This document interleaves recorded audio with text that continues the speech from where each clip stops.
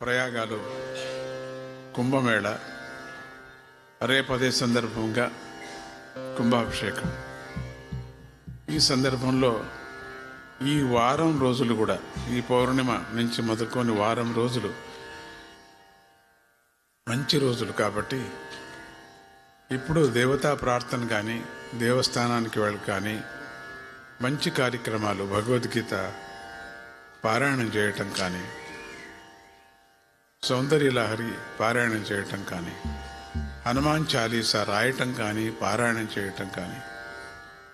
ఇవి ఈ వారం రోజులు మనం పెట్టుకుంటే పక్కలో ఎక్కడైనా నదికి వెళ్ళి స్నానం చేసి గంగా స్నానం చేస్తున్నామనే కానీ, లేక ఇంట్లోనే గంగా స్నానం చేస్తున్నామని మన బకెట్లోనే నీళ్లు తీసి ఆ గంగనే అమ్మ అని స్నానం చేయటం కానీ, ఇవన్నీ కూడా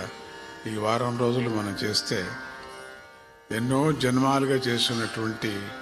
అఘనాశం, మన పాపాలన్నీ కూడా నాశమైపోతున్నాయి. అటువంటి అమ్మవారిని, అనగాదేవిని, అనగస్వామిని మనం ప్రార్థన చేస్తూ